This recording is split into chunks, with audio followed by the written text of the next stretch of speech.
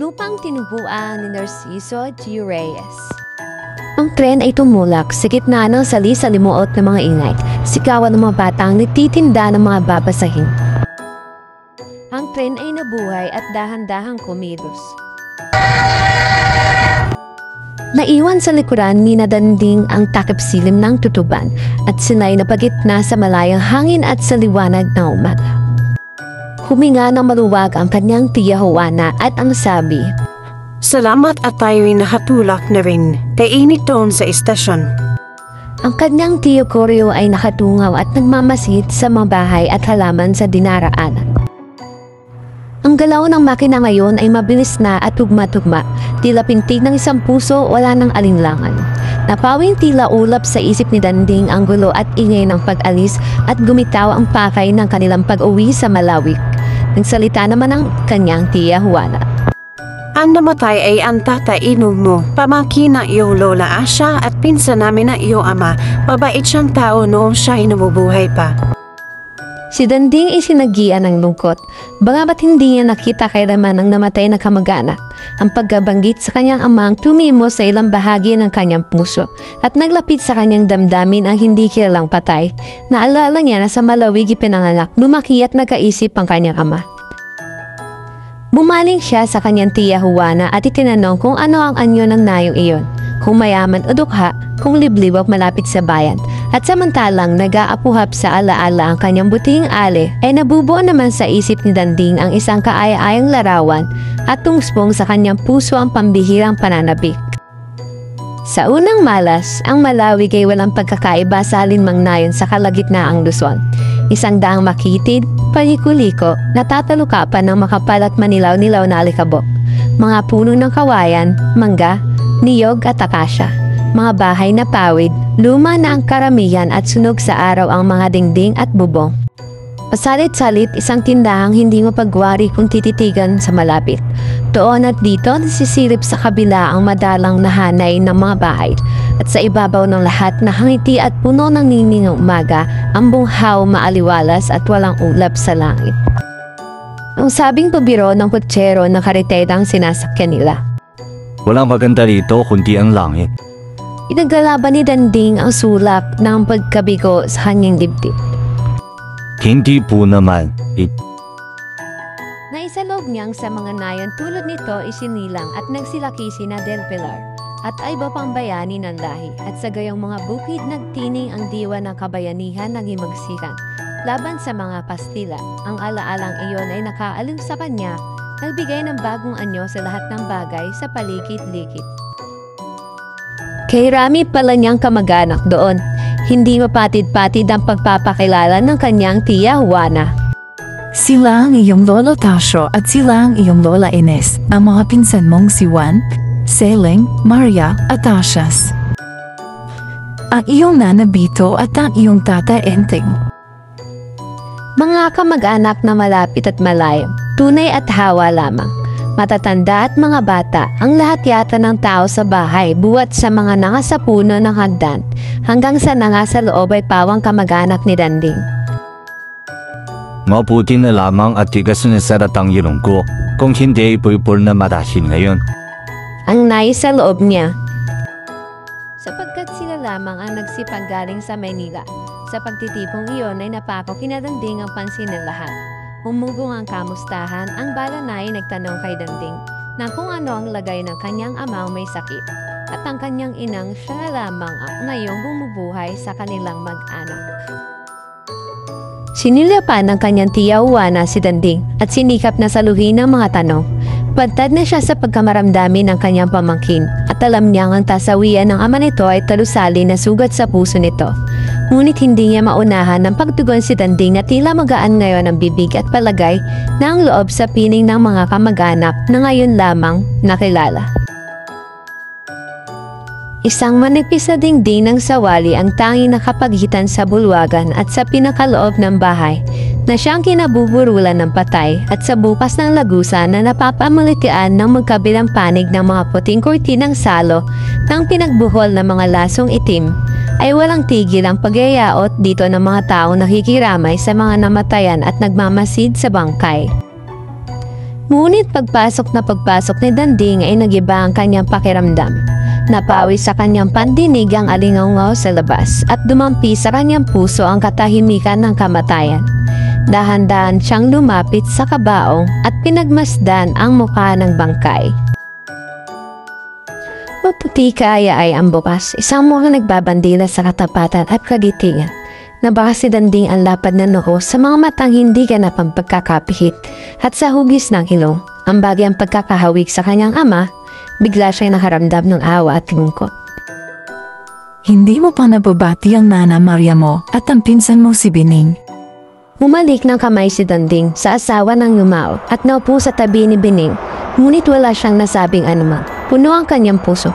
Pagkaraan ng ilang sandali ay umabot siya ng isang album sa mesang kalapit. Binuksan niyon at pinagmuni-muni ang mahiwaga at makapangyarihang kaugnayan ng dugo na nagbubuklod ng mga tao. Pagkakain ng tanghalian ay nanaog si Danding at nagtungo sa bukid sa may likuran ng bahay. Nakaraan ang panahon ng paggaspas at naimandala na ang aning. Malinis ang hubad na lupa na naglalatang sa init ng araw. Naupo si Danding sa ilalim ng isang pulutong na mga punong kawayan at nagmasid sa paligid-ligid. Hindi kalayuan sa gawing kadiwa niya ay naroon ang kanyang lolo Tasyo na nagkakayas ng kawayan. Ang talim ng matanda ay tila iyas na kumikislap sa araw. Tumindig si Danding at lumapit sa matanda. Si Lolo Tasyo ang unang nagsalita. Kaparis ka ng iyong ama. Bakit po? Balisa ka sa gitna ng karamihan. Ibig mo pa ang nag-iisa. May mga sandali pong kailangan ng tawang mapag-isa. Nasaksihan po ba niyo ang kanyang kabataan? Napahalakak si Lolo Tasyo. Nasaksihan, ang batang ito, ako ang nagbaon ng inunan ng ama mo. Ako ang gumawa ng maunan niyang larawan. Naulila agad siya sa ama. Tumayong bigla si Lolo Tasyo at itinuro ng itak ang hangganan ng bukit. Doon siya malimit mo palipad ng saranggola na ang bata pa siyang muntik. Sa kabilang pitak siya nahulog sa kalabaw na minsang sumama siya sa akin sa pag-araro. Nasaktan siya noon, ang akala ko hindi siya titigil sa kaiiyak. Sa itaas ng punong ito, pinakit ko at pinagtago ang amo mo isang hapon. Noong kainitan na himagsikan, na mobalita ang may mga huramentadong Kastila na paparito. At doon sa kinauupuan mo kanina, doon ay sinulat ang kauna-unahan niyang pula. Isang maikling papuri sa hagandahan ng isang sa mga dalagang nakilala niya sa bayan. May tagong kapiyuan ng ama mo. Napangiti si Danding. Ang dalaga po bang iyan ang naging sanhi ng pagkafaluasya sa Manila? Oo, Natigilan si Lolo Tasyo na tila nalalasap sa alaala ang mga nangyari. nahuli sila sa tabi ng isang mandala ng palay. Nahuli po? Natigilan si Lolo Tasyo na tila nalalasap sa alaala ang mga nangyari. O, sa liwanag ng ilang aandap-andap na bituin. Marami pang ibig kitanong si Danding, ngunit naalala niya ang patay at ang mga tao sa bahay. Baka hinahanap na siya. Unti-unting pinutol niya ang pag-uusap nila ni Lolo Tasyo at iniwan ang matanda sa mga alaala nito. Ano ang pinanood mo sa bukid? Ang usisang biro ng isa sa mga bagong tuklas niyang pinsan. Ang araw? Ang tugon ni Danding, sabay pikit na mga mata niyang naninibago at hindi halos makakita sa agaw dilim na tila nakalambong sa bahay. Handa na ang hukay, wala nang nalalabi kundi ang paghulog at pagtatabon sa kabaong. Ngunit na huling sandali ay binuksang muli ang takip sa tapat ng mukha ng bangkay, upang ito'y minsan pang masulyapan ng mga naulila. Nabasag ang katahimikan at naghari ang impit na mga hikbi at ang mga piping panangis na higit na makadulog puso kaysa maingay. Pinagtiin ni Danding ang kanyang mga bagang, ngunit sa kabila ng kanyang pagtitimpi ay naramdaman niyang nangingilitang luha sa kanyang mga mata. Sandaling nagulap ang lahat ng kanyang paningin, nilunod ang kanyang puso ng matinding dalamhati at nang malabong pakiramdam na siya, man ay dumaranas ng isang uri ng kamatayan.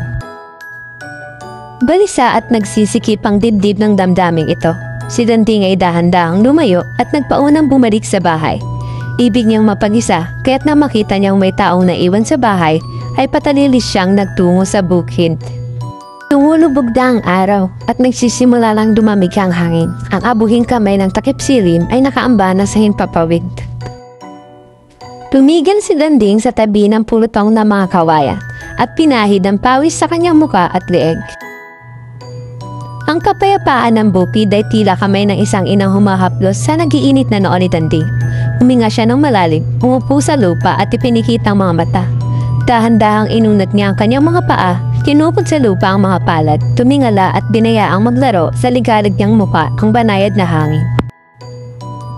Kay lamig at kay bango ng hangin iyon, unti-unti siyang pinanawa ng lumbay at tagamaga. At natiwasay ang pagod niyang katawan.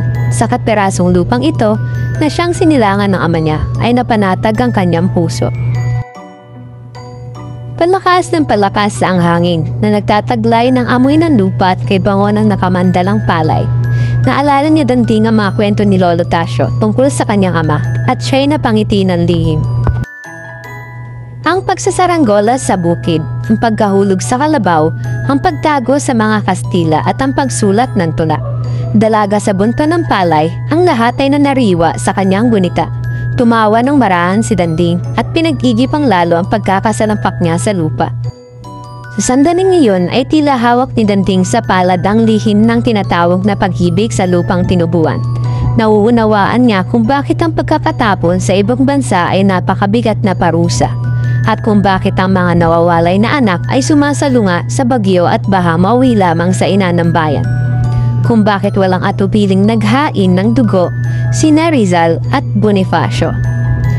Sa kabila ng mga magigiting na pangungusap ng pambihirang mga pagmamalasakit at ng kamatayan ng mga bayani ay nasulyapan ni Danding ang kapirasong lupa na kinatitirikan ng kanilang mga tahanan, kinabubuhayan ng kanilang mga kamag-anak, kasalo sa kanilang lihim na nagtatago ng pamana ng kanilang mga angkan. Muli siyang napangiti. Sa dako ng bahay ay nakarinig siya ng mga tinig at nauulinigan niyang tinatawag ang kanyang pangalan. Dahan-dahan siyang tumayo. Gabi na, kagat na ang dilim sa lahat ng dako.